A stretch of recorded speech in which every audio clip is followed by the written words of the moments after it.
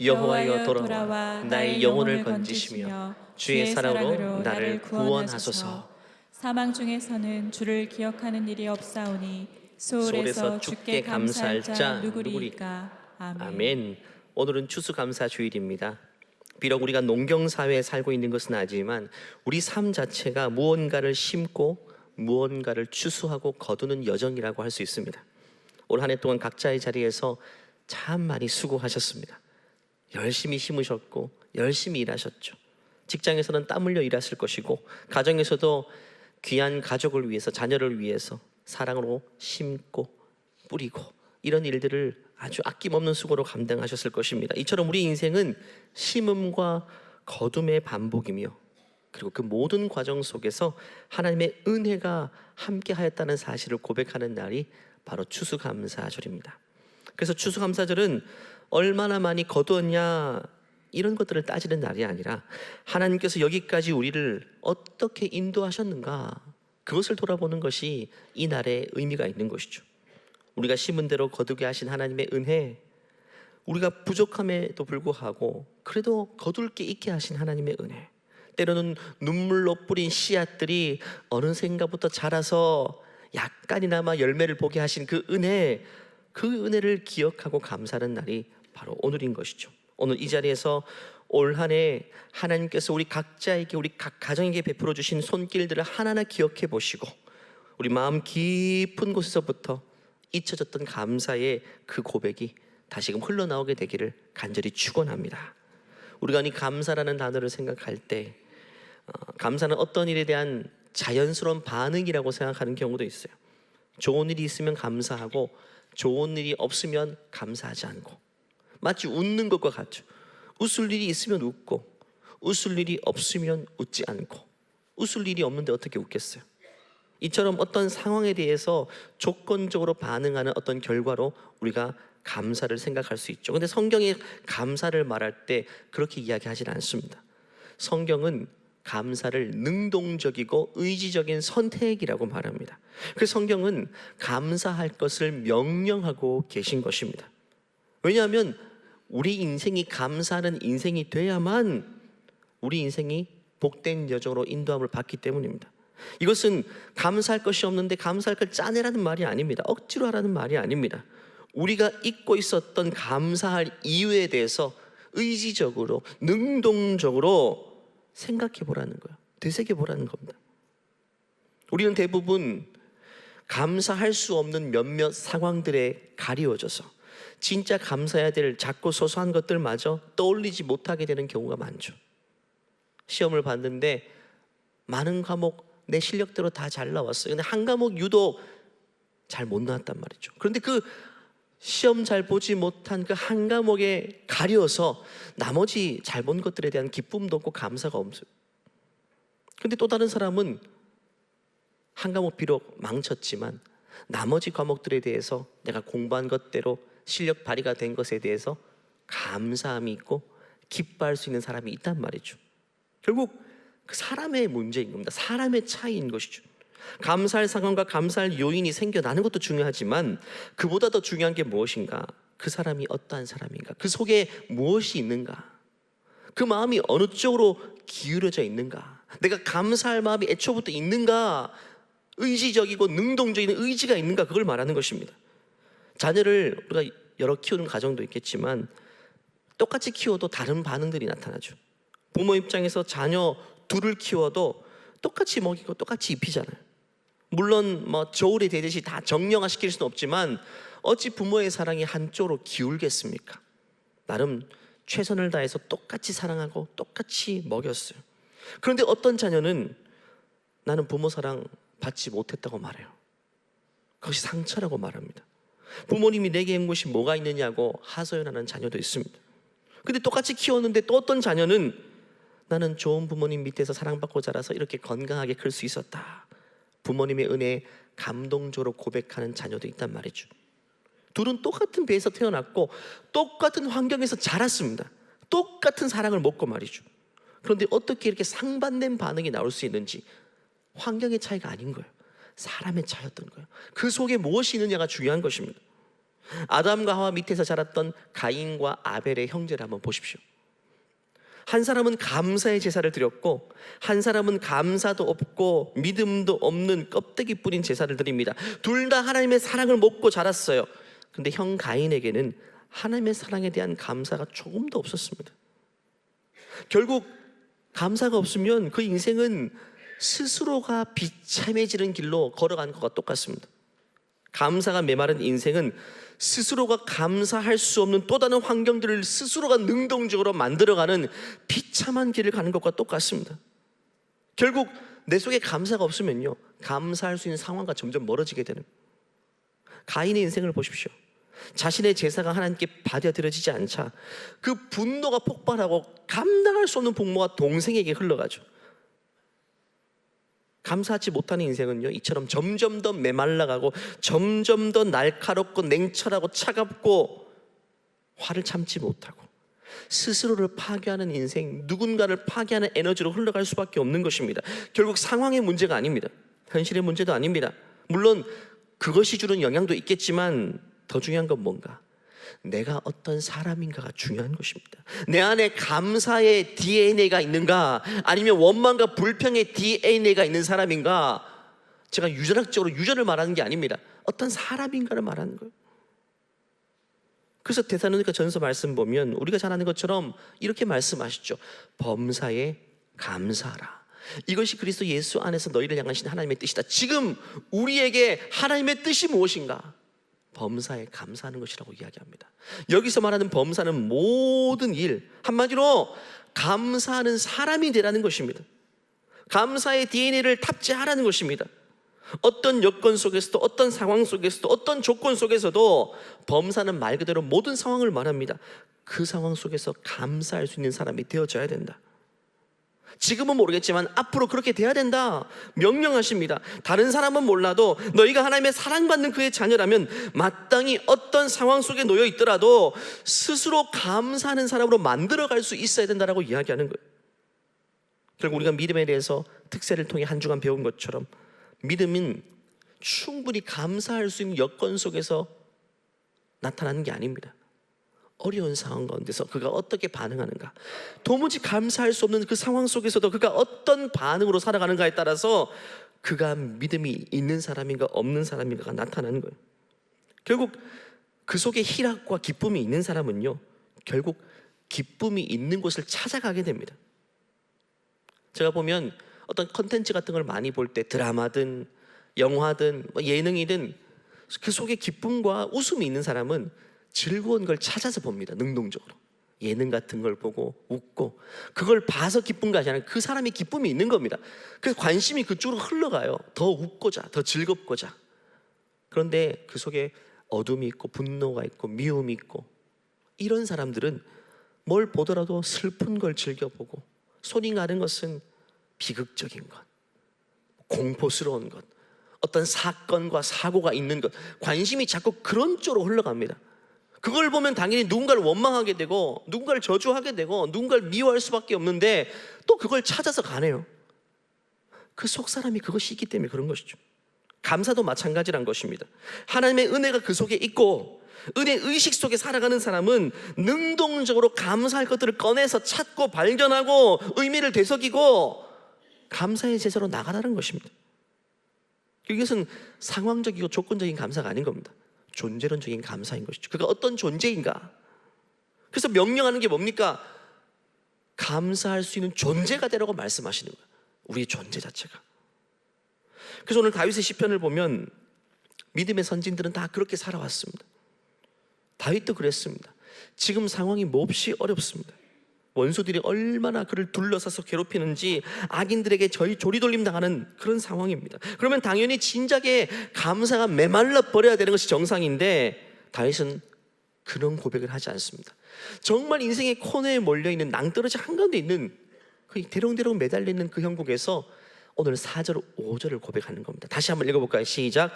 여호와여 돌아와 나의 영혼을 건지시며 주의 사랑으로 나를 구원하소서. 사망 중에서는 주를 기억하는 일이 없사오니 수월에서 주께 감사할 자 누구리까? 아멘. 쉽게 말하면 내가 지금 이 상황 속에서 원수의 손에 죽어버리면 하나님은 감사하는 한 사람을 잃어버리게 될 것입니다라는 말입니다. 내가 죽어버리면 나는 더 이상 감사할 수 없습니다. 죽는데 수월해서 어떻게 감사합니까? 그래서 이번에 나를 살려주셔서 나로 하여금 하나님께 다시금 감사의 제사를 올려드리게 해달라고 고백하는 겁니다.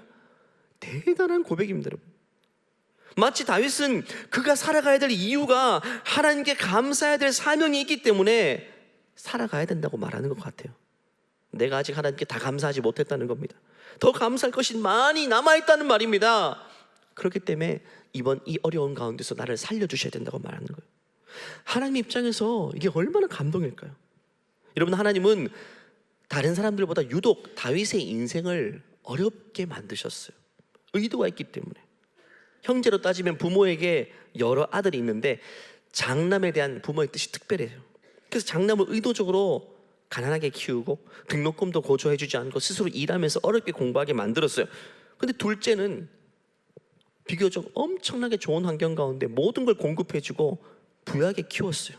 근데 훗날 보니까 다 크고 나서 첫째가 오히려 부모에게 찾아와서 늘 감사하고 나는 엄마 사랑 가운데 이렇게 클 수 있었다, 우리 아빠 우리 엄마 최고, 이렇게 하는 거예요.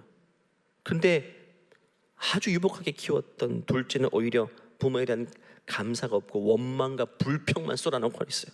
다른 집의 부모님과 비교하면서 나는 이게 뭐냐고 이렇게 한단 말이죠. 그 차이는 뭘까요? 형편의 차이가 아닌 겁니다. 첫째가 그렇게 반응할 수 있었던 것은 한 가지 이유밖에 없어요. 그가 부모님의 마음을 알았기 때문입니다. 우리 부모님의 마음이 어떤지, 부모님이 왜 나를 이런 환경 가운데 두셨는지, 왜 이렇게 키웠는지. 지금 다윗이 그런 상황인 겁니다. 하나님은 다윗을 연단하기 위해서 제일 많이 고생시켰어요. 왜냐하면 왕이 돼야 될 인생이기 때문에 그만큼 더 많이 연단을 시켰단 말이죠. 광야에서 10년 넘는 세월 동안 외로움과 고독 속에 싸우게 만들었고, 원수의 칼날 속에 도망다니면서 생명의 주관자가 누구이신지를 깨닫게 한 겁니다. 결국 그런 과정을 통해 하나님의 마음을 그는 알게 된 거예요. 그런데 그런 다윗이 원망과 불평이 나오기는커녕 하나님 앞에서 늘 우리 하나님 최고, 우리 하나님 최고만을 외쳤던 거예요. 시편의 내용이 뭐냐면 간단하게 요약하면 우리 하나님 최고, 하나님 같은 분은 없습니다. 나는 하나님께 제일 많은 은혜를 입은 사람입니다. 그 고백인 것입니다. 다시 말하지만 그가 그렇게 할 수 있었던 이유는 하나님의 마음을 알고 있었기 때문에, 하나님이 왜 나를 이런 광야 가운데 두시는지 그 하나님의 의도를 알았기 때문에 그게 이해가 돼버리는 겁니다. 그래서 시편 103편 말씀 보면 다윗은 하나님의 마음을 얼마나 알았는지 이렇게 고백합니다. 같이 읽겠습니다. 아버지가 자식을 긍휼히 여김 같이 여호와께서는 자기를 경외하는 자를 긍휼히 여기시나니 이는 그가 우리의 체질을 아시며 우리가 단지 먼지뿐임을 기억하심이로다. 그는 인생의 코너에 많이 몰려 있었는데 그때마다 그 순간에도 아비가 자식을 불쌍히 여김같이, 그러니까 하나님 아버지가 지금 나를 얼마나 불쌍히 여기시는지 아버지의 마음을 그는 순간마다 깨달은 거예요.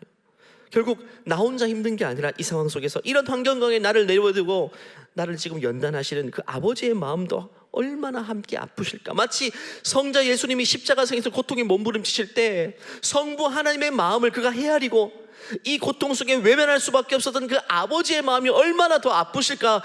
그 생각을 통해서 십자가를 견뎠던 그 아들의 모습처럼 다윗도 지금 하나님의 마음이 얼마나 함께 아프실까. 나를 이렇게 원수의 손에서 고생하게 만들 수밖에 없는 아버지의 마음은 얼마나 더 아프실까. 오히려 그 상황 속에서 아버지의 마음을, 하나님의 마음을 헤아리고 있는 그 다윗을 보십시오. 여러분, 다윗의 나이는 10대였어요. 10대 청소년의 나이입니다.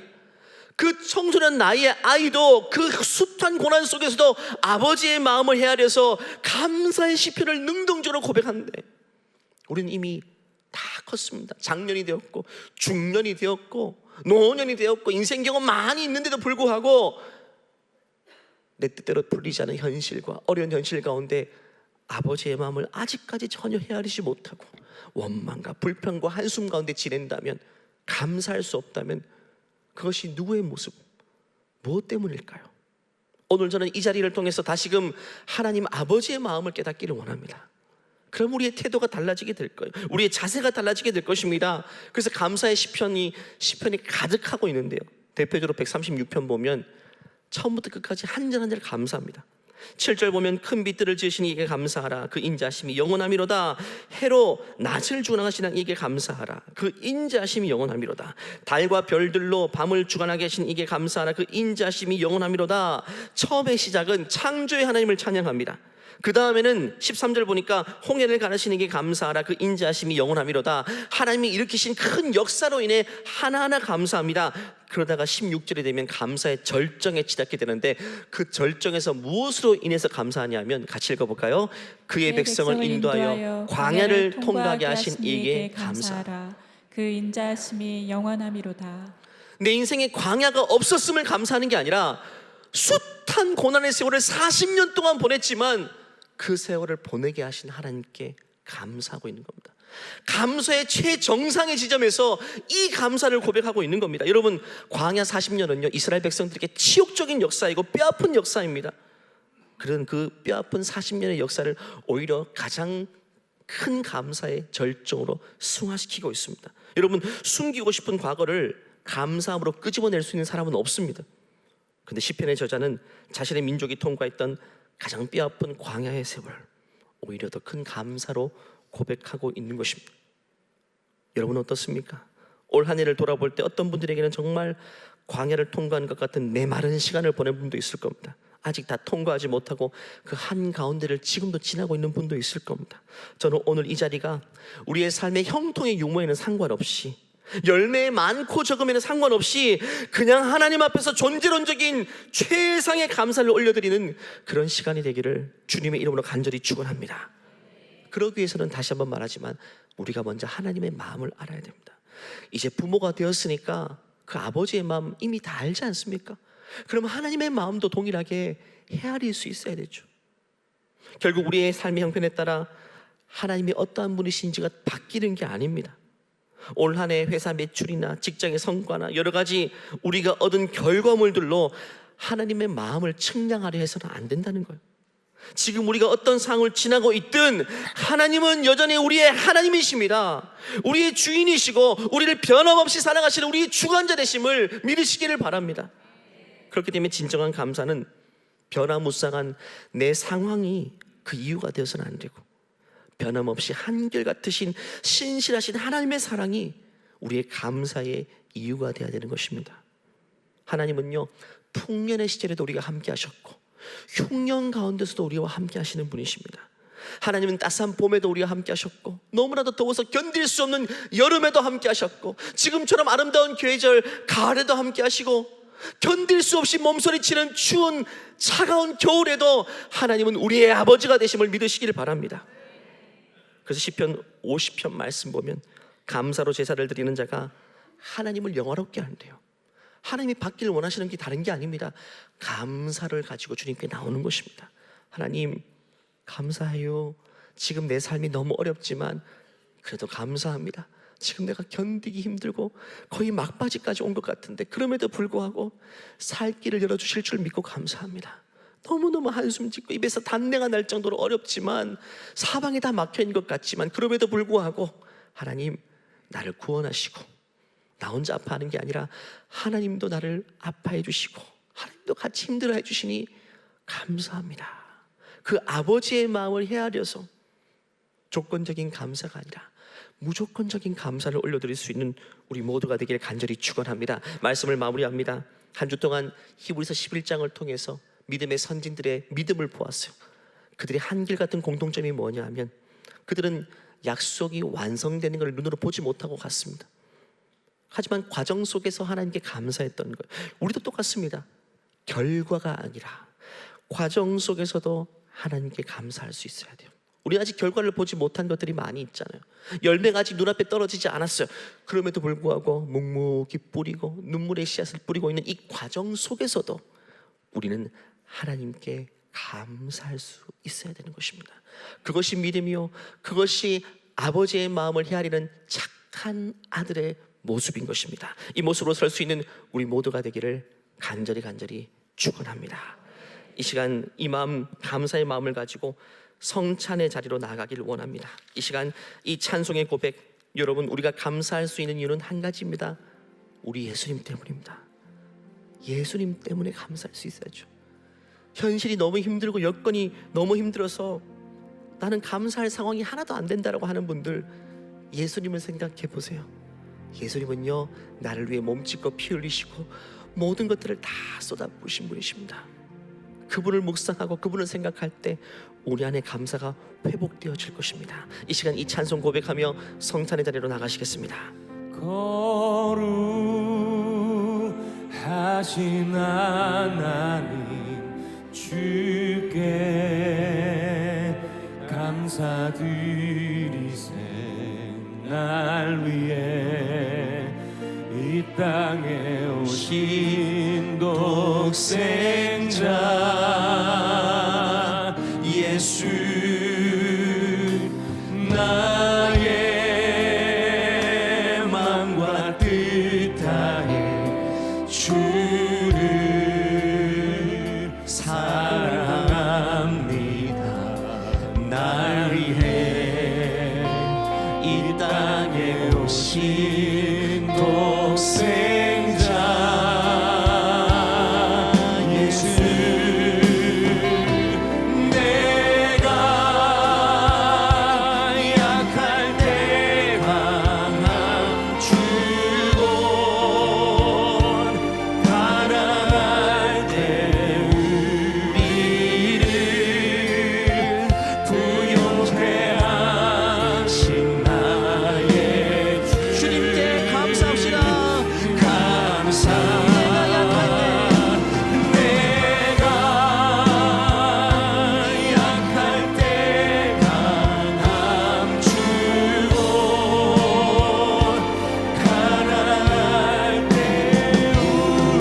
우리를 부욕해 하신 나의 주 감사.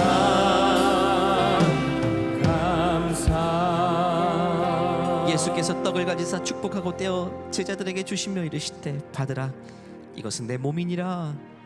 예수님은 우리를 위해 몸짓고 피 흘리셨습니다.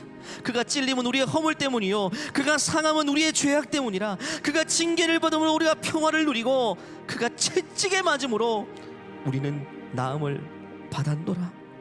이 시간 기도하고 주의 몸으로 상징되는 떡을 받아 먹기를 바랍니다. 하나님, 당신의 독생자 그 고귀한 아들을 우리를 위해 내어주셔서 감사합니다. 예수님, 우리를 위해 몸짓고 피 흘리시기까지 자신의 전부를 내어주셔서 감사합니다. 이 시간 그 주님께 감사함으로 나갑니다. 이 떡을 먹게 될 때에 우리 속에서 새 사람이 나타나게 도와주시고, 그동안 감사하지 못했고 원망하고 불평하고 많이 스스로 슬픈 자리로 나갔던 모습들, 다시금 감사의 DNA가 우리에서 살아나게 은혜를 베풀어 주시옵소서. 예수님의 이름으로 기도합니다.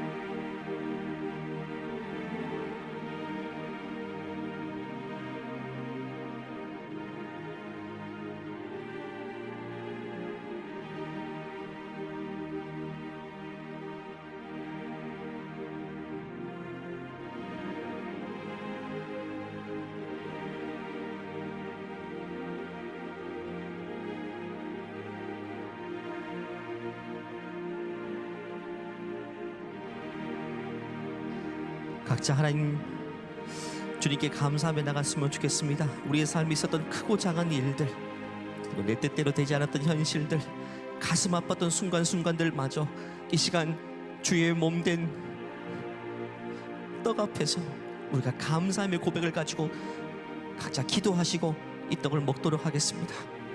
그리고 떡을 드시고 화면을 통해 하나님 말씀을 보시고 묵상하시고 더 깊은 감사로 나아가시기를 바랍니다. 저희 지구촌교회 성찬은 세례교인이 아닐지라도 예수를 주로 고백하시고 하나님이 내 아버지 되심을 고백하는 분들은 모두가 참여할 수 있습니다. 하지만 중학생, 고등학생, 학생들은 받지 않으시는 것이 좋습니다. 우리 성인들만 오늘 이 자리를 통해서 성찬에 참여하시고 주님의 마음을 더 헤아려 아는 시간 되기를 원합니다. 각자 떡을 마시고 드시기를 바랍니다.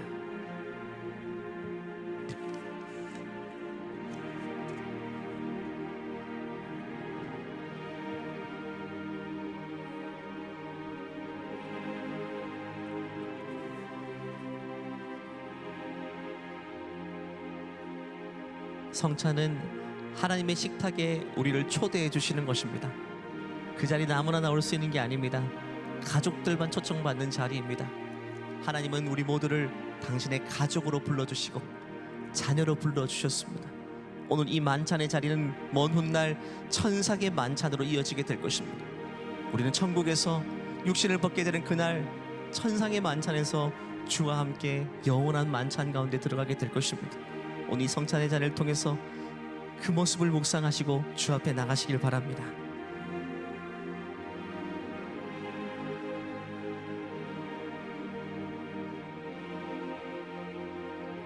떡을 받지 못한 분들은 손을 들어 표해 주시면 우리 위원들이 찾아가도록 하겠습니다. 사랑 채플은 조금 더 빠르게 진행해 주시면 감사하겠습니다.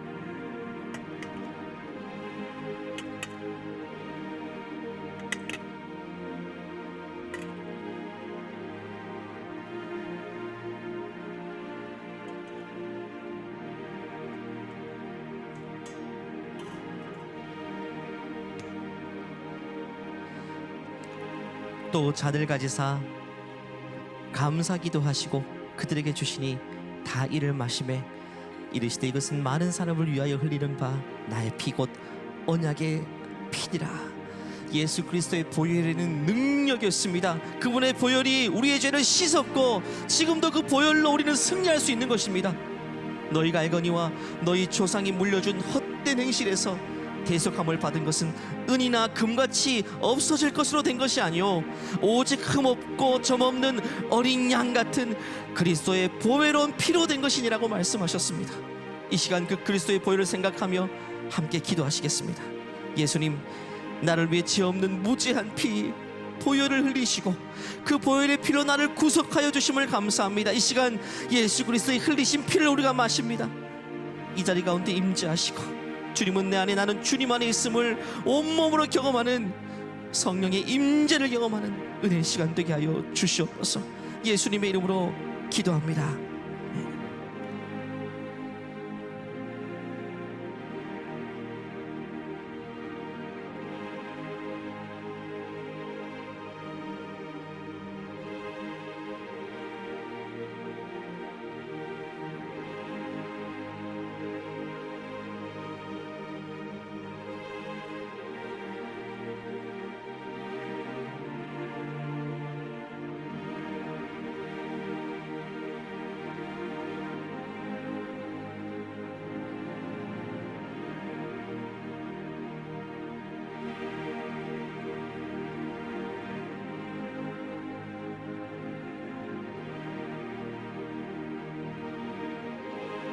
이 시간 잔을 받으시고 기도하면서 잔을 드시길 바랍니다.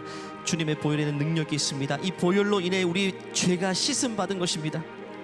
이 포도주는 예수님의 보혈을 상징합니다. 이 시간 기도하시고 하나님, 나에게 죄를 이길 수 있는 권세를 주시옵소서. 주의 보혈을 힘입어 죄를 이기고 승리하게 하여 주시옵소서. 그리고 하나님께 회개할 것들이 있다면 충분히 회개하시길 바랍니다. 이 자리는 돌이키는 자리입니다. 주님의 식탁에서는 우리가 죄를 돌이키는 자리가 되는 것입니다. 하나님께 고백하십시다. 우리의 실수와 실책들, 우리의 잘못들, 우리의 교만들, 우리의 과오들 아버지 앞에서 모든 것들을 있는 그대로 들어주시는 아버지 앞에서 가감없이 고백하며 회개하는 자리가 이 자리가 되기를 원합니다. 각자 기도하시고 잔을 드시겠습니다.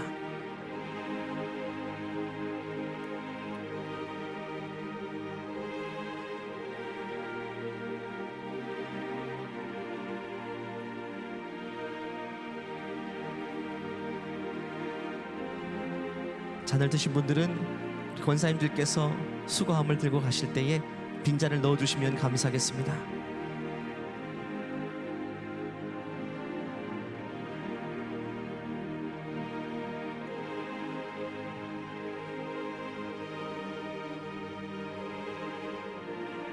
우리 잠옷실과 방송실에도 찾아가 주시고요.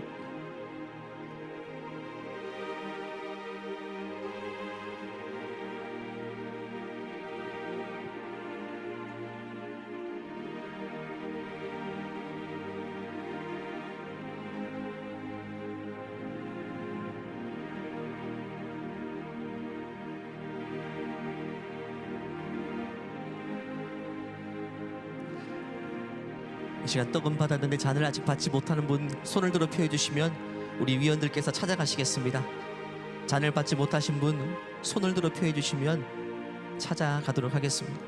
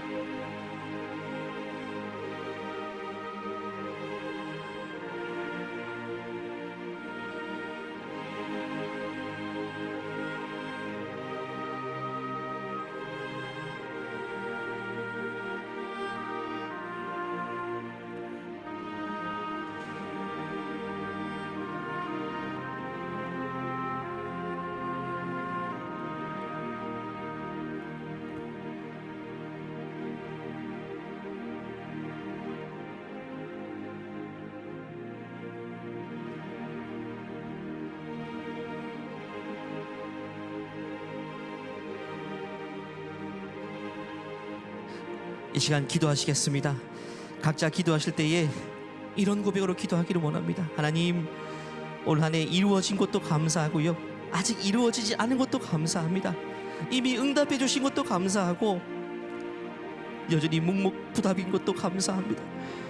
올 한 해 내 뜻대로 이루어진 현실도 감사하고요, 내 뜻대로 되지 못하고 좌절하고 실패했던 그 순간도 하나님 감사합니다. 이 시간 우리 각자의 고백을 담아 주님 앞에 감사함으로 기도하시며 나가시겠습니다. 하나님 아버지, 하나님 아버지, 하나님 이 시간 우리의 감사의 고백을 금양하여 주시기 원합니다.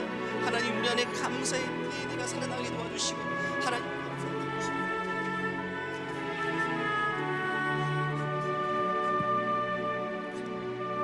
주님 도와주세요.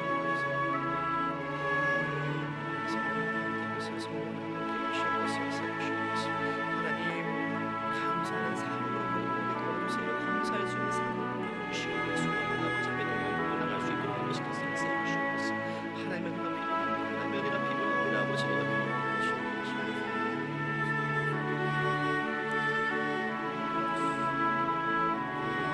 하나님, 하나님께서 우리의 아버지가 되어주셔서 감사합니다. 우리를 자녀 삼아 주셔서 감사합니다. 아비가 자식을 불쌍히 여김같이 하나님 항상 우리를 긍휼히 여겨 주셔서 감사합니다. 올 한 해 돌아볼 때 많은 힘든 일도 있었고 감당하기 힘든 현실도 있었고 뜻밖의 고난의 순간도 많이 있었지만 우리 믿음의 선진들이 그렇게 고백한 것처럼 이 시간 그것마저 하나님 앞에 감사함으로 나가기를 소원합니다. 우리의 마음 가운데 성령을 부어주시고 하나님 아버지의 마음을 더 헤아리는 착한 아들들이 될 수 있도록 우리 모두에게 은총을 베풀어 주시옵소서. 앞으로 우리 눈앞에 또 어떤 현실들이 기다리고 있을지라도 그 순간마저 하나님이 내 아버지 되시기에 감사함으로 나갈 수 있는 감사의 사람이 되어줄 수 있도록 우리를 축복하여 주시옵소서. 우리의 눈물을 닦아주실 줄 믿사오며 거룩하신 예수님의 이름으로 기도하옵나이다. 아멘. 우리에게 감사할 유일한 이유가 되신 하나님께 감사의 박수 올려드리겠습니다. 하나님 우리의 감사할 이유가 되십니다. 예수님이 우리의 감사할 이유가 되십니다. 이 시간 다 같이 일어나셔서 이 시간 이 감사의 고백 찬송으로 올려드리며 예배를 마치겠습니다. 날 구원하신 주 감사, 모든 것 주신 감사, 지난 추억이 내 감사, 주 내 곁에 계시네. 향기로운 봄철의 감사, 외로운 가을날 감사, 사라진 눈물도 감사, 나의 영혼 편. 길가의 장미꽃, 길가의 장미꽃 감사, 장미가지도 감사, 따스한 가정 희망 주신 것 감사, 기쁨과 슬픔도 감사, 하늘 평안을 감사, 내일의 희망을 감사, 영원토록 감사해. 하나님 모든 것 감사합니다. 영원토록 감사합니다. 모든 상황들 감사합니다. 주님 감사합니다. 이제는 우리 주 예수 그리스도의 은혜와 하나님의 무한하신 사랑과 내주하시는 성령의 교통하심이 하나님 그 어떤 순간에서도 그 어떤 현실과 여건 속에서도 감사할 수 있는 사람이 되기를 소원하는 하나님의 존귀한 백성들 위해, 또 우리 자녀들의 인생과 믿음의 가정 위에 이제로부터 영원토록 함께 하시기를 간절히 축원하옵나이다. 아멘.